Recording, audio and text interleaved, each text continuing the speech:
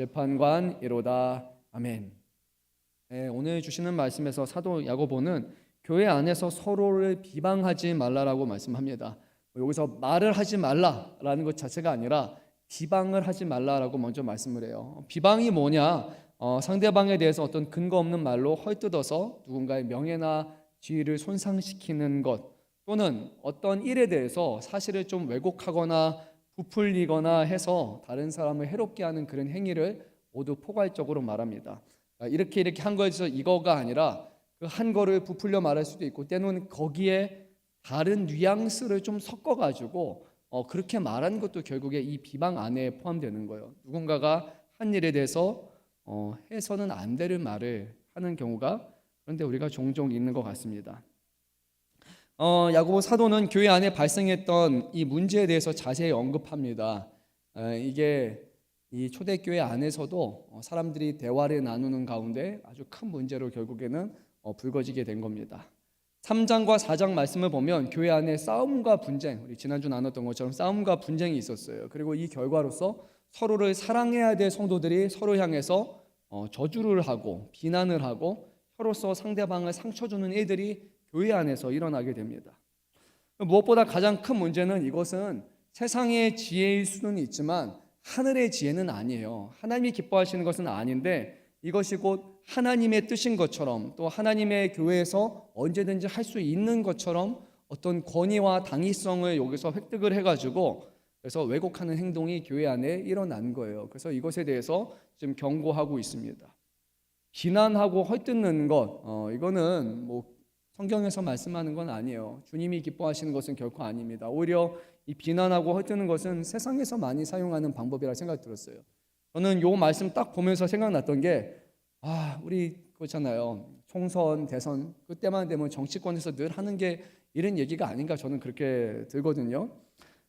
네거티브 전술이라고 여러분 아마 들어보셨을 거예요. 근데 이게 누가 봐도 좋지 않잖아요. 자꾸 저 사람이 뭐 잘못했다, 저 사람은 뭐 했다, 자꾸 사람을 깎아내리는 건데 여러분 아는 것처럼 이게 기가 막히게 잘 먹힙니다. 다른 사람이 뭐 내가 이거 했다라는 말 별로 중요하지 않고 저 사람이 도덕적으로 문제가 있다, 저 사람이 뭘 잘못했다, 이게 사람들은 더 솔깃하고요. 그게 더 크게 받아들여지는 거예요. 그렇잖아요. 사람이 사람을 인정하는 거 쉽지 않습니다. 그리고 내가 뭐를 잘했을 때 어느 정도 잘했는가, 정말 다른 사람이 들었을 때 정말 저 사람 정말 대단해, 정말 잘했어 라고 이렇게 인정하는 거, 그 정도의 감동을 받는 거는 쉽지 않아요. 그런데 비난받는 건요 너무 쉬워요. 너무 쉽습니다. 칭찬하고 인정받는 게 제가 보기엔 한 100배는 더 힘든 것 같아요. 근데 저 사람이 행동거지가 뭐 하더라, 저 사람은 괜찮은데 자녀가 이상하다, 부모가 뭐 잘못했더라, 정말 작은 거 하나만 가져와도 그 사람 전체가 문제가 되는 것처럼 여러분 그렇게 많이들 하잖아요. 근데 저 사람의 아들이 잘했더라, 그러면 그 사람들이 뭐라고 하냐면 왜 자식 자랑하냐고 별로 좋게 안 봅니다. 근데 자식이 문제가 됐다 그러면은 그거는 다 설득이 되는 거예요. 그러면 부모가 잘못 키웠으니까 자식이 이런 거지, 이렇게 얘기를 합니다. 남을 비난하는 것에 있어서는 모든 게 다 잘 맞아떨어요. 근데 칭찬하고 남을 인정해 주는 거는 뭘 해도 불편해요. 여러분 공감되십니까? 많이 해보셨나요? 그러면 안 되네, 그렇잖아요. 그래서 저도 참 그랬습니다. 그런 생각이 들어요. 저도 그래요. 보니까 사람이 그러면 안 되는데 왜 그런지 모르겠습니다. 자녀 키우다 보면 우리 딸애가 잘한 게 너무 많잖아요. 또 바쁜 아빠 생각해서 또 배려해주고, 예전에 저희 딸애가 그랬어요. 아빠 바쁜 거 아니까 아빠 시간 날 때 나한테 나하고 놀아줘. 제가 그 말 듣고 울었거든요. 그런 딸이 어디 있어요. 근데 제가 보니까 그 당연한 것처럼 요즘에 여기고 있고, 그리고 딸 고마워 칭찬하는 말도 하지만 좀 보면은 왜 그거 안 했니? 왜 저러니? 막 자꾸 이런 말이 잘한 거 인정 안 하고 못하는 거에서 자꾸 제가 이렇게 깎아내리는, 죄송합니다. 그게 저에게도 분명히 있는 것 같아요. 참 어려워요. 잘한 것을 공개적으로 인정하지 않는 데 반해서 비판은 너무나 그것을 공개적으로 사람들이 받아들인다는 거 좀 불합리한 것 같습니다. 오늘 말씀에서는 바로 이 비판하는 것에 대해서 특별히 우리에게 좀 경각심을 더해 주세요. 세상에서 하는 세상의 지혜로운 방법일 수도 있지만, 세상의 어떤 정치나 세상 정치일 수도 있고 회사에서 사내 정치일 수도 있지만, 그런 데서는 먹힐 만한 방법일 수도 있지만 이것은 교회 안에서 해야 될 만한 것은 아니다라고 말씀합니다. 특별히 오늘 말씀을 잘 생각해 보면 우리가 말을 했을 때 그 말이 어떤 힘을 얻으려면, 설득력을 얻으려면 그 사람이 어떤 갖고 있는 지위라는 게 있을 때 이게 크게 작용을 합니다. 그렇게 생각해 보면 오늘 이 말씀의 배경이 되는 요 대상자 이름이 언급되지는 않지만 이 사람이 초신자는 아닐 것 같아요. 교회 안에 그냥 모르는 누군가가 아니라 교회 안에서 이름만 대도 다 알만한 사람, 그리고 그가 내뱉는 한마디가 다른 사람들에게 아주 중요하게 여겨질 만한 그런 힘이 있는 사람, 목회자일 수도 있고 어떤 리더일 수도 있고 그런 사람들이 여기에서 해당하는 문제의 사람이라는 것을 우리가 조금만 생각해 보면 다 알 수 있습니다. 리더십, 대외관계가 좋은 사람, 발이 넓은 사람, 그럴 가능성이 아주 높습니다. 그래서 교회 안에서 어떤 잘못된 일들이 행해질 때, 특히나 교회 리더십을 가진 어떤 사람들이 이런 일을 행하게 될 때 그 파급 효과는 아주 크고요. 거기에 또 교회에서 조심해야 되는 부분이 있는데 이것이 믿음과 신앙과 그 사람이 갖고 있는 자리라는 것과 연결될 때 꼭 하나님의 뜻인 것처럼 그렇게 왜곡되게 전파될 수 있는 거예요. 일전에도 한번 얘기했는지 모르겠습니다. 제가 아는 남성 성도분이신데 그분이 회사에서 같이 일하시는 상급자분이 계신데 장로님이셨어요. 근데 하는 일이 불법이에요. 누가 봐도 해서는 안 돼요. 근데 이분이 성도님이 이제 아니까, 장로님인 걸 아니까 이렇게 하는 것 자체가 이거는 신앙인으로 좀 맞지 않아요 라고 얘기했더니 버럭 화를 내신 거예요. 내가 장로니까, 내가 더 잘하니까 내가 말하면 너는 들어야 되지라고 딱 이렇게 자신의 어떤 권위를 내세운 거예요. 그래서 이분이 결국은 아무 말도 하지 못하죠. 왜냐하면 직장에서도 상사지만 또 교회 안에서도 같은 교회는 아니었는데 근데 거기서 내가 이러니까 너는 들어야 돼 라는 이 말을 들었을 때 잘못된 건데도 하나님의 뜻인 것처럼, 하나님이 잘 믿는 사람이면 이런 선택에도 문제가 되지 않는 것처럼 결국 이것이 교묘하게 이렇게 묶여 들어가는 거예요. 그러니까 제가 제일 위험한 사람이에요. 제가 말을 하는데 어떤 목회자니까 이 말은 성도님들이 어지간하면 또 듣고 맞아요라고 하려고 하는데 근데 제가 왜곡되는 말을 하거나 제가 함부로 비판하거나 비방하거나 잘못된 말을 막 했는데 그게 그래요. 다 받아들여지면 멀쩡한 사람도 이상한 사람이 될 수 있는 거예요. 그래서 오늘 사도 야고보는 말합니다. 자, 교회 안에서 서로 비방하는 것이 과연 하나님의 뜻이 맞느냐? 서로를 판단하고 서로를 심판하고 서로를 품평하는 것들이 과연 하나님이 기뻐하시는 일이냐? 하나님이 그것을 우리에게 요구하시느냐? 근데 그게 아니라면, 잘못된 것이라면 왜 그렇게 하느냐? 잘못된 것을 하고 있다면 이것은 그냥 잘못하다라는 것이 아니라 오늘 말씀 보면 더 강력하게 말합니다. 하나님의 율법을 비방하고 판단하는 것이다. 또는 너희가 하나님처럼 돼서 너희가 그 일을 행하는 것이다. 이것은 아주 심각한 문제라는 것을 우리에게 경고하고 있습니다. 우리 한번 말씀을 다시 한번 읽어보도록 하겠습니다. 11절 말씀 읽어볼게요. 형제들아 서로 비방하지 말라. 형제를 비방하는 자나 형제를 판단하는 자는 곧 율법을 비방하고 율법을 판단하는 것이라. 내가 만일 율법을 판단하면 율법의 준행자가 아니요 재판관이니라. 율법을 따라야 되는 준행자가 아니라 우리가 율법에 따라서 판단하는 사람이니까 하나님과 같이 우리가 판단하는 사람이 된다는 거예요. 아주 교만이고 위험한 것을 우리에게 지금 말씀하고 있어요. 사도 야고보는 비방하지 말라, 판단하지 말라라는 이 말씀의 근거를 구약의 율법인 레위기 19장 15절 이하의 말씀에 근거해서 말씀해요. 레위기 19장 16절에 이렇게 기록되어 있습니다. 너는 내 백성 중에 돌아다니며 사람을 비방하지 말며 내 이웃의 피를 흘러 이익을 도모하지 말라. 나는 여호와이니라. 분명히 말씀하셨어요. 율법을 통해서 이렇게 하지 말라. 근데 우리가 하지 말라는 것을 우리가 하고 있다라면 우리는 율법의 준행자가 아니라 우리가 하나님처럼 돼서 하나님의 말씀을 거슬러서 우리가 나는 해도 괜찮아요. 나는 괜찮습니다. 말씀 위에 서는 사람이라는 거예요. 하나님은 분명히 모세를 통해서 이스라엘 백성에게 상대방을 비방하지 말 것을 얘기했습니다. 그렇게 해서 다른 사람이 피를 흘려서 네가 어떤 이익을 얻느냐?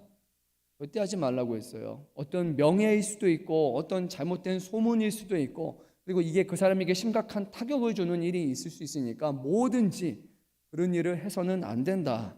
그리고 그 뒤에 이렇게 말씀하셨죠. 나는 여호와이니라. 이 말은 이거예요. 하지 말라. 주님이 자신의 이름을 건 거예요. 도장 딱 찍으신 거예요. 절대 하지 마. 내 명령이야. 이게 하나님의 말씀이란 말이에요. 하나님께서는 모세를 통해 이스라엘 백성에게 상대방이 비방하지 말 것을 말씀하셨고, 우리가 또 아는 것처럼 이웃에 대해서 뭐 하지 말라고 십계명에 말씀하고 있죠. 거짓 증언하지 말라고 주님 분명히 말씀하고 있습니다. 근데 우리가 만약에 다른 사람에 대해 얘기하면서 이랬는데 이랬어 하면 별로 재미가 없어요. 이게 아니라 이 사람이 이랬어 막 이렇게 하면 사람들이 막 반응이 있는 거예요. 그래서 멀쩡한 사람도 아주 나쁜 사람을 만들어 오거나 조금 실수하고 잘못한 게 그 사람이 늘 해왔던 것처럼 왜곡시켜서 말하거나 아주 발생하는 잘못된 문제를 조그마한 거를 막 이런 거에 이런 맥락에 갖다 붙여서 막 이야기를 만들어서 와 하고 그러고 나서 아님 말고 해버리면은 그것은 하나님의 말씀에 어긋나는 아주 심각한 죄를 범하고 있는 거예요. 이웃에 대하여 거짓 증언하지 말라는 주님의 십계명에 상응하는 그런 말씀입니다. 또한 레위기 19장 15절에서는 이렇게 말씀합니다. 너희는 재판할 때 불의를 행하지 말며 가난한 자의 편을 들지 말며 세력 있는 자라고 두둔하지 말며 공의로 사람을 재판할지며 라고 말씀해요. 그러니까 공정하게 판단해야 되고 공정하게 심판해야 되는데 그 공정의 기준은 결국 하나님의 말씀이라는 거란 말이에요. 이 사람이 좀 힘든 사람이니까, 이 사람이 힘이 있는 사람이니까 어떤 사람의 처지나 상황을 고려해서 하는 것이 아니라 그 사람이 가하면 가하고 아니면 아니다라는 그 기준을 가지고 사람을 해야 되는 거예요. 근데 그게 아니라 우리 어떤 주관적인 견해나 경험이나 내 감정이 거기에 가미돼서 그런 식으로 절대 판단해서는 안 된다고 말씀합니다. 그래서 오늘 11절 말씀을 보게 되면 이미 비방하는 것을 전제로 서로를 그렇게 판단하고 있기 때문에 말씀에서 벗어나는 거예요. 이게 공정한 판단이 아니라 다른 사람에 대해서 근거 없는 소문과 왜곡된 것을 그렇게 만들어 가면서 저 사람이 잘못했어, 저 사람이 이런 사람이라고 이미 우리가 판단을 하고 있는 거예요. 근데 이 레위기 제가 읽어드린 이 말씀 15절 16절 그런 말씀을 보게 되면 하나님께서는 이렇게 하지 말라라는 말씀과 이렇게 하라라는 것에 대해서 두 가지를 좀 말씀해 주셨어요.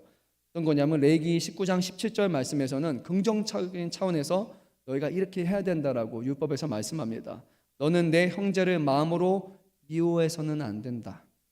뭐에 대해서 말하거나 그 사람에 대해서 어떤 평가를 할 때 속으로 미워하는 마음을 가지고서 어떤 의도를 가지고서 그렇게 해서는 안 된다. 그리고 내 이웃을 반드시 견책해야 된다. 그리고 견책하다라는 것은 근거 없는 것이 아니라 정말 잘못한 거에서 이 사람이 실수를 범해서 죄를 범하지 않도록 옆에서 그 사람을 돕기 위해서 그 사람을 위하는 마음으로 견책하는 거지, 이 사람이 죄를 더 범하게 하거나 하지 않은 것을 더 하도록 억지스럽게 끌어서는 안 된다는 거예요. 다른 말로 하면 그 사람이 위한 행동을 해야 된다라고 말씀을 합니다.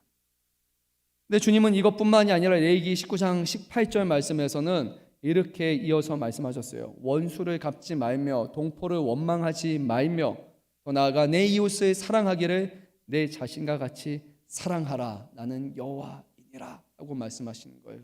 여러분 좀 어느 정도 이해가 되십니까? 다른 사람을 피를 흘리지 말라. 나는 여호와이니라.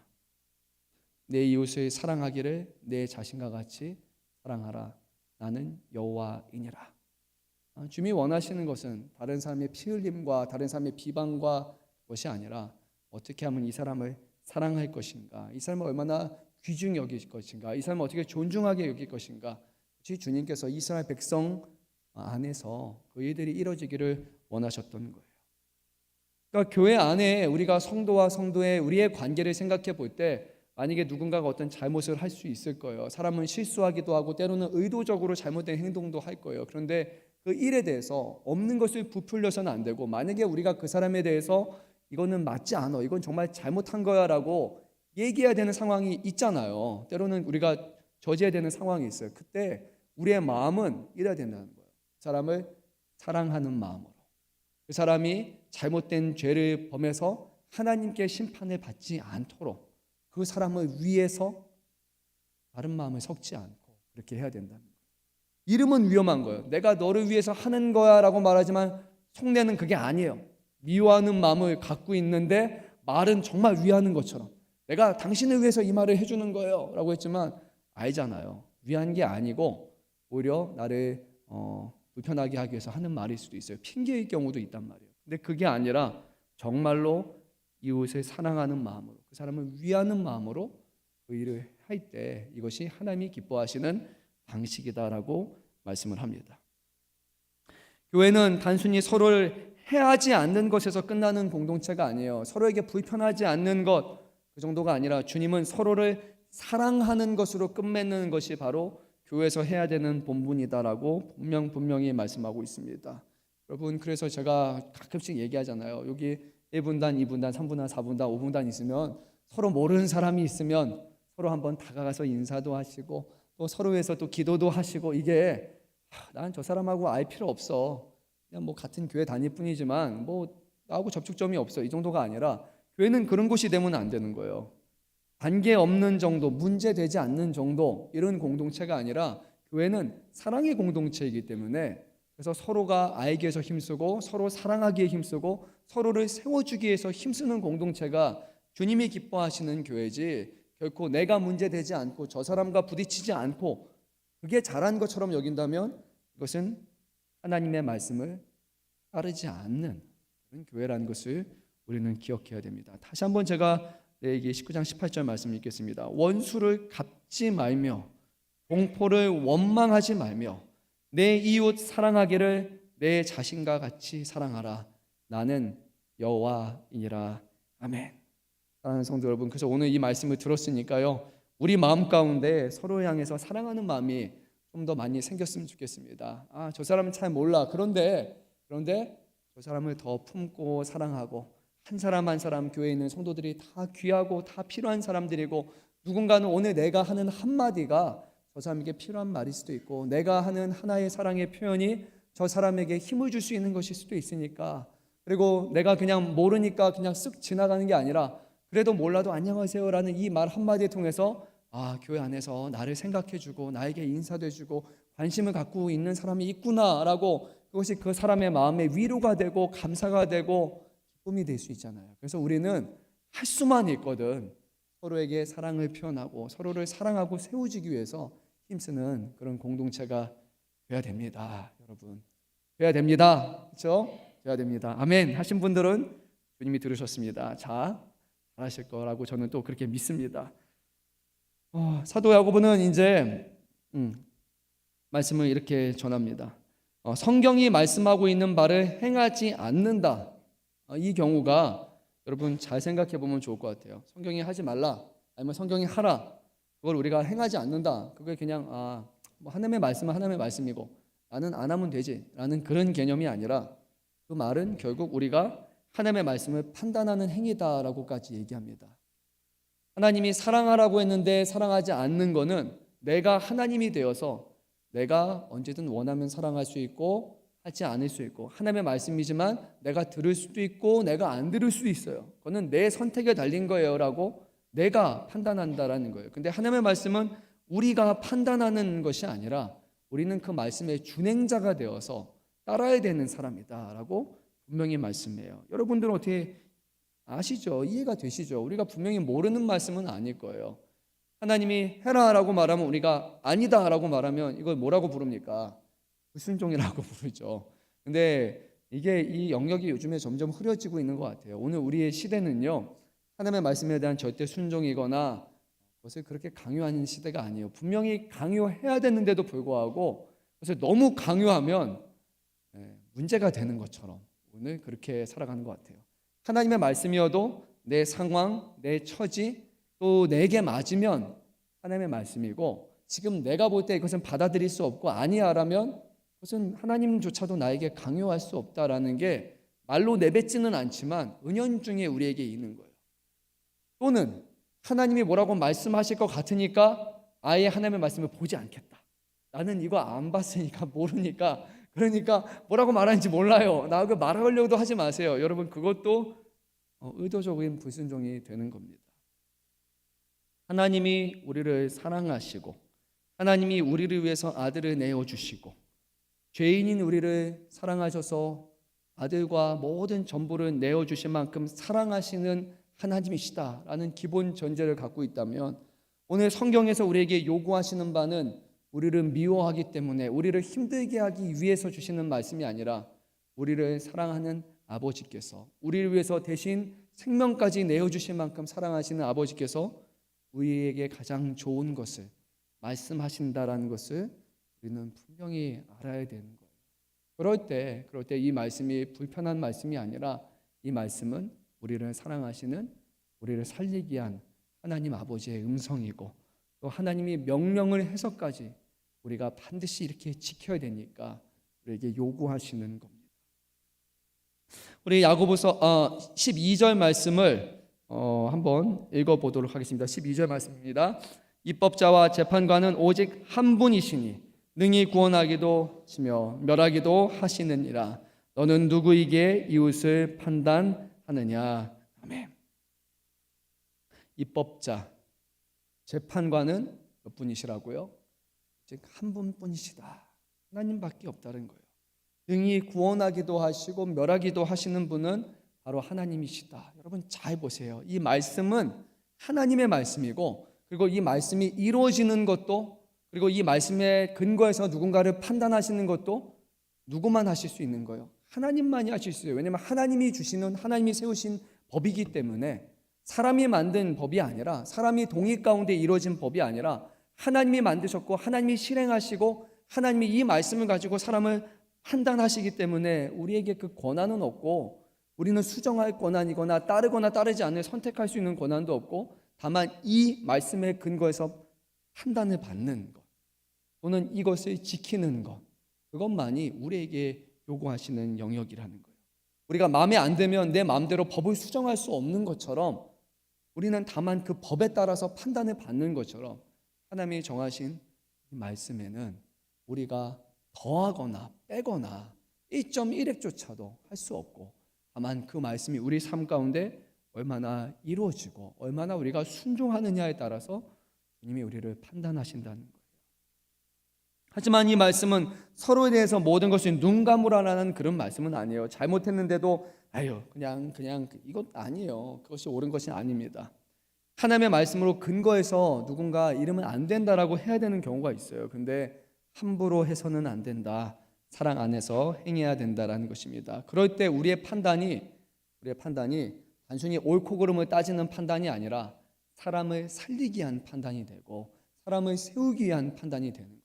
때로는 누군가 잘못했는데 그 일에 대해서 딱 부러지게 시비를 딱 해서 이거 잘못했으니까 이렇게 할 수 없는 상황이 와요.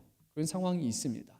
정말로 그렇게 말할 때 이 사람에게 도움이 되느냐, 그 말을 하면 시원하기는 한데, 근데 이 사람이 이걸 가지고 회복을 받고 들을 만한 사람이어서 그 다음에 변화되느냐는 아니잖아요. 어떨 때는요 좀 기다려야 되는 때도 있고, 어떨 때는 좀 더 참아야 되는 때도 있는 거예요. 조금 더 그래야 되는 상황도 있어요. 하지만 무시하고 없는 것이 아니라 그 사람이 세워지기 위해서, 그 사람이 하나님 앞에 더 바른 사람이 되기 위해서 방법을 달리하거나 기간을 기다리거나 할 뿐 그 자체를 없는 것처럼 우리는 무마할 수는 없는 겁니다. 말씀에서 잘못된 길로 가는 형제와 자매를 안타깝게 여기고 그 영혼을 구원하기 위해서 우리는 권면해야 될 때가 있습니다.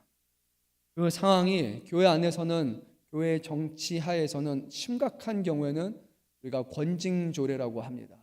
권징을 해서 과거 시대는 그랬어요. 수찬정제라는 것이 내려지게 되면 성찬에 참여할 수 없는 특별한 기간 동안에 그렇게 해서라도 일을 해야 되는 거예요. 그 이유는 하나예요. 성찬에 참여하지 못하는 것 자체 벌 주는 것이 목적이 아니라 그렇게 해서라도 제발 돌이켜 와야 된다라는 것을 가르쳐주기 위함이에요. 또는 이 사람이 잘못을 했는데 그것을 끝까지 인정하지 않는다. 그러면은 증인을 세워서까지라도 주님은 그 문제를 해결해야 된다. 만약에 이것이 공개적으로 드러났는데도 불구하고 이것이 끝까지 따르지 않는다라고 하면은 이것은 권징의 방식을 통해서 공개적인 판단을 통해 가지고 이 시비를 가려야 되는 거. 그렇게 해서 하는 목적은 하나예요. 거기서 끝이 아니라, 무마되는 것이 아니라 그 잘못에서 털어내고 다시 하나님 앞에 온전히 섬길 수 있도록 그 일을 하는 거예요. 교회에 있는 모든 판단은 결국 목적이 사람을 살리는 것이고 사람을 세우는 것이라는 것을 우리는 기억해야 됩니다.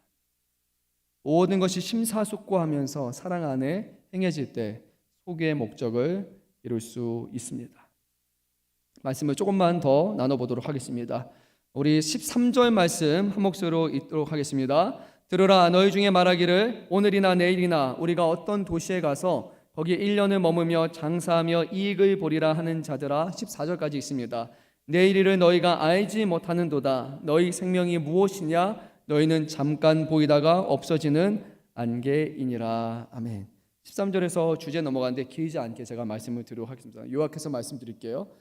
교회 안에서 다른 지역을 오가면서 장사하는 한 성도가 있었던 것 같아요. 그리고 이 사람들이 말하기를 오늘이나 내일이나 우리가 어떤 도시에 가서 1년이라고 정해진 기간 동안에 머물면서 우리가 장사를 할 것이고 그렇게 해서 이익을 낼 것이다 라고 얘기합니다.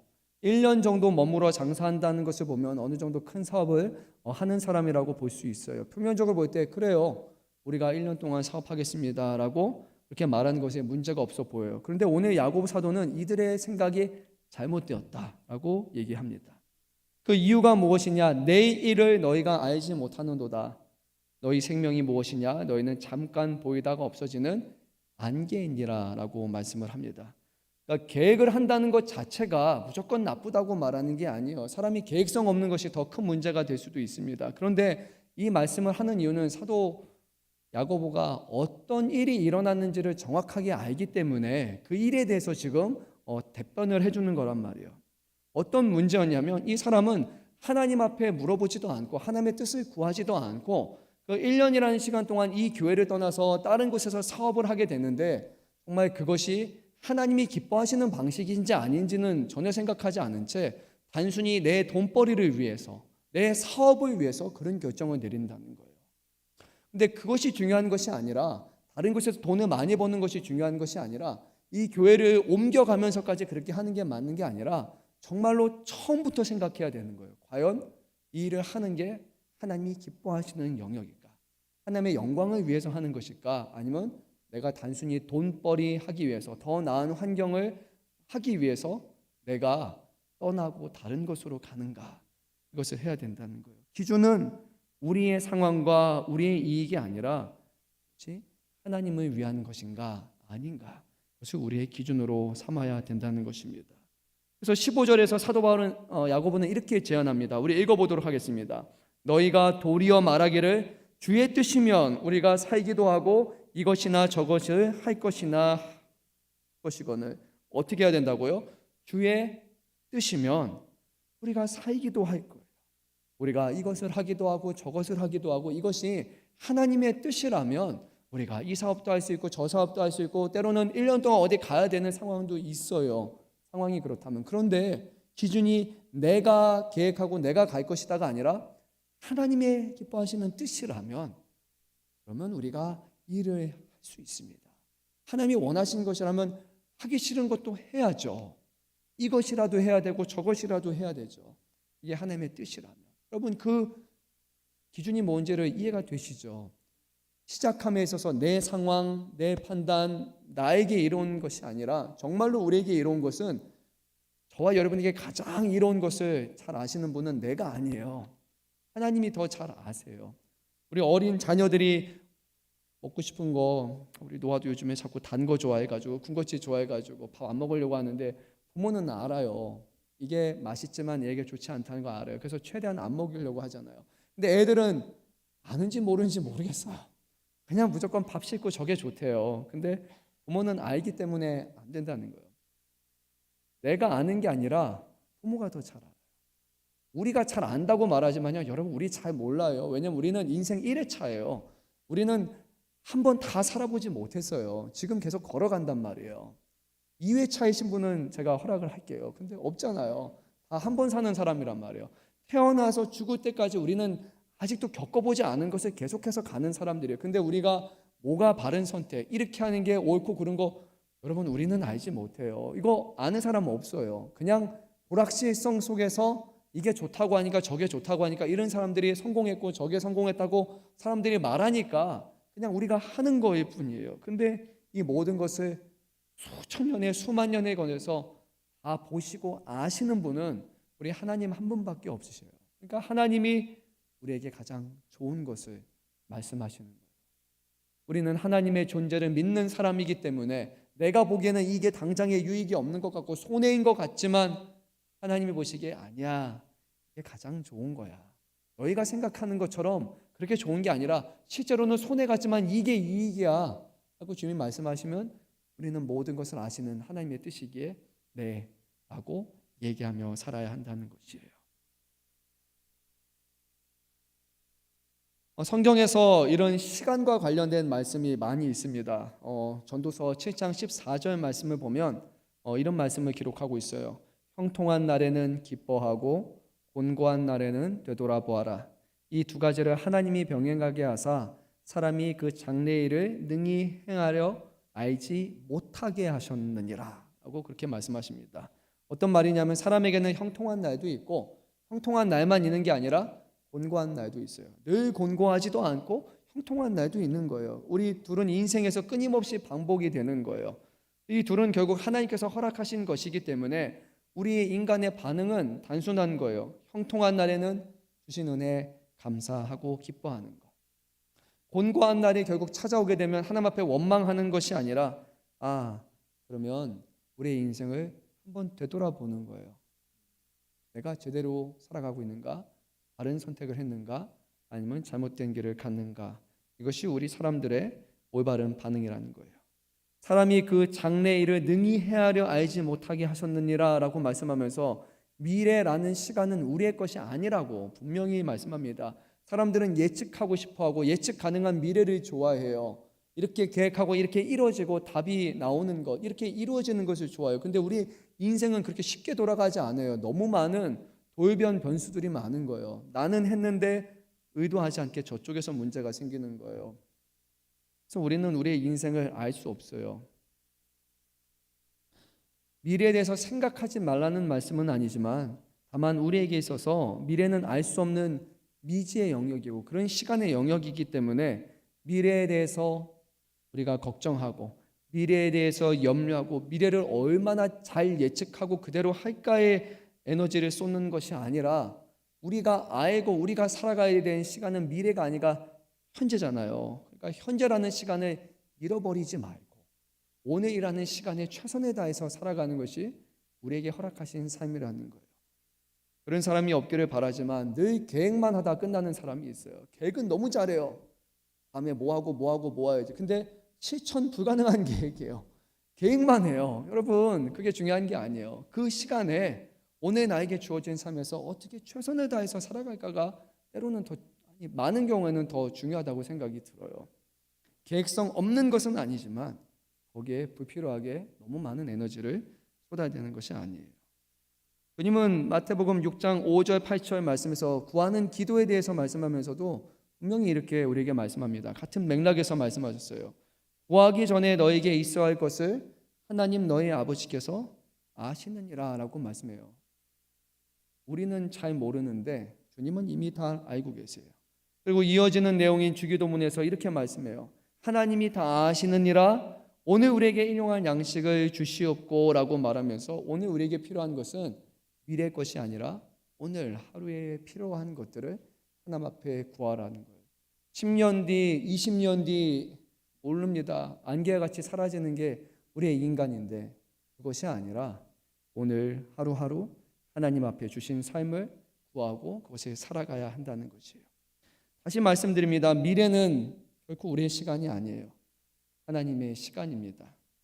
과거를 기억하며 현재 삶을 살아가는 것, 최선을 다하되 하나님 앞에 맡기는 것, 그것이 그런 겸손이 우리에게 분명히 요구됩니다. 자, 우리 끝으로 2절 말씀을 읽도록 하겠습니다. 16절, 17절 말씀 읽습니다. 이제도 너희가 허탄한 자랑을 하니 그러한 자랑은 다 악한 것이라.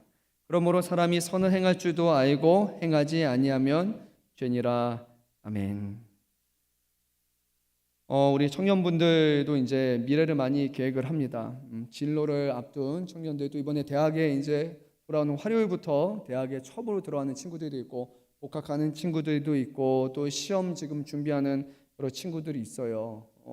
그리고 이제 졸업반 그렇죠? 4학년 있죠. 끝나고 나면 앞으로 어떤 직업에 해야 될 것인가, 어떤 진로를 택해야 될 것인가. 여러분 그냥 여러분의 생각으로 하지 마시고요. 어딘가에 사이트에 올라오는 그것만 보지 마시고 정말로 이 문제를 가지고 하나님 앞에 기도하면서 그 문제를 감당했으면 좋겠어요. 정말로 하나님이 이 모든 시작하는 과정에서부터 우리에게 지혜를 주셔야 우리가 치우치지 않고 편견에 휩쓸리지 않고 바른 선택과 바른 결정을 할 수 있습니다. 마음에 동해서 한때는 이게 정말로 좋은 것처럼 나중에 가서 그게 아니었는데라고 후회하는 그런 것이 아니라 정말로 이 모든 것을 통해 하나님의 영광이 드러나는지 하나님의 이름이 하나님의 기뻐하시는 것을 우리가 선택했는지를 여러분들이 중점으로 둔다면 우리의 환경이 좀 어려워진다고 해서 내가 잘못된 선택을 해서라고 우리는 그렇게 후회하지 않을 거예요. 왜냐하면 우리가 때로는 고난을 받고 때로는 어려운 일을 당한다 할지라도 목표는 같거든요. 그것을 통해서라도 하나님의 영광을 받으신다면 그것을 통해서 하나님의 일이 이루어지신다면 우리가 조금 어렵고 과정이 험난하다 할지라도 결국 우리는 하나님이 기뻐하시는 일들을 선택을 하는 거예요. 근데 그게 아니라 하나님이 중심이 되지 않고 내가 이렇게 가면 좋은 직장일 것 같고 이렇게 하면 가깝고 이렇게 하면 뭐가 수당이 좋고 이렇게 하면 복지가 좋고 이렇게 하면 지금 뭐가 될 거라고 하는 순간 반드시 우리는 후회할 수밖에 없어요. 상황 환경은 변하기 때문이에요. 그래서 우리의 기준점은요. 하나님을 믿는 사람의 기준점은 하나님이 기뻐하시는 하나님의 영광이 되는 것. 그 선택을 우리가 바로 할 때 결국에 어떠한 상황에 처하든지 우리는 그것으로 후회하지 않고 하나님 앞에 감사할 수 있는 거예요. 좀 단순하게 말하자면 그렇게 우리가 선택이 되는 거예요. 그래서 나중에 이제 진로를 생각하신 분들, 취업을 생각하시는 분들 꼭 기준점을 잘 세웠으면 좋겠어요. 이렇게 하니까 연금이 괜찮더라. 이렇게 하니까 일하는 게 좀 수월해서 괜찮더라. 이게 아니라 이 자리에서 일을 했을 때 어떻게 하나님을 섬길 수 있을까? 이 자리에서 일을 했을 때 어떻게 주님의 영광을 드러낼 수 있을까? 어떻게 내가 정하는 이 진로가 하나님과 상관이 있을까? 예수 믿는 사람으로 성도로서 살아가는데 이것이 어떤 보탬이 될 수 있을까라는 그 기준점을 가지고 선택을 한다면 우리는 후회 없는 선택이 될 것이고 그리고 그 과정 가운데 그 일을 이뤄주시는 하나님을 우리는 경험하게 될 줄로 믿습니다. 마지막으로 17절 끝부분 다시 한번 우리 읽고 마치겠습니다. 그러므로 사람이 선을 행할 줄도 알고 행하지 아니하면 죄니라. 여러분 놀랍죠? 네. 선을 행하는 것을 아는데 하지 않으면 뭐라고요? 네, 죄 많이 지셨죠 우리. 네. 이렇게 하면 저 사람이 좋을 거야. 이렇게 하면 정말로 하나님이 기뻐하실 거야라고 알고 하지 않으면 그게 그냥 안 한 게 아니라 놀랍습니다. 하나님의 말씀은 분명해요. 그게 죄라는 거예요. 세상의 법하고 다르죠. 왜냐하면 세상의 법은 이거예요. 불법을 행하지 않으면 문제가 되지 않아요. 법을 어기지 않으면 괜찮은 거예요. 그게 세상의 법의 기준이에요. 근데 왜 하나님의 법은 다르냐? 하나님의 법은 사랑해야 되는 법이기 때문이에요. 다른 사람을 세워주고 살려줘야 되는 법이기 때문이에요. 방관자로서 우리를 만드는 법이 아니라 세워가는 법이기 때문에 알면서도 하지 않으면 그것이 주님은 죄라고 말하고 있어요. 남에게 해를 가하지 않는 것을 적당히 거리를 두면 괜찮다가 아니에요, 여러분. 죄는 그렇지 않습니다. 저 사람 저렇게 놔두면 되게 외로울 것 같은데, 저 사람 저렇게 놔두면 마음이 상처가 될 것 같은데, 저 사람 저렇게 그냥 놔두면 문제가 될 것 같은데 누군가는 하겠지라고 하는 순간 그 마음을 주시는 이는 하나님이시라고 우리는 받아들여야 되는 거예요. 내가 가서 해야 되는가? 내가 그 사람에게 한마디라도 건네볼까? 내가 저 사람을 위해서 기도해야 될까? 무엇을 할 수 있을까? 마음을 주시는 거예요. 그것을 행하면 하나님을 기뻐하시고 그것을 선이라고 말씀해요. 하지만 하지 않으면, 알면서 하지 않으면 그것은 죄라고 성경은 우리에게 분명히 말씀합니다. 그래서 결론은 이렇습니다. 사랑하는 성도 여러분, 우리 교회 안에서 분란을 일으키지 않는 것, 그게 여러분의 목적이 되지 않았으면 좋겠어요. 남에게 피해를 주지 않는 것, 그게 목적이 되지 않았으면 좋겠어요. 바깥에서는 그게 지혜로운 거고 괜찮아요. 그런데 교회에서는 조금 실수해서 상처를 때로는 주는 한이 있더라도 교회에서는 하지 않는 게 아니라 서로 사랑하는 것, 그것을 우리의 목표로 삼았으면 좋겠습니다. 조금 부족해도요, 서로 사랑하고 서로 세워주려고 하고 그렇게 하는 것이 우리 주님이 우리에게 가르쳐 주신 사랑이기 때문입니다. 세상 가운데 거하지만 세상과는 전혀 다른 맛과 다른 색을 내는 것이 바로 이 교회라는 것을 기억하시고, 그리고 하나님의 사랑이 그런 방식으로 우리에게 전파됐기 때문에 그것이 우리에게 감동이었고 우리의 은혜였고 우리가 그분을 우리의 마음에 모시게 되었던 것처럼 우리도 그 복음을 아는 사람으로서 살리고 세우는 그런 일을 행하는 저와 여러분 되시기를 주님의 이름으로 축원합니다.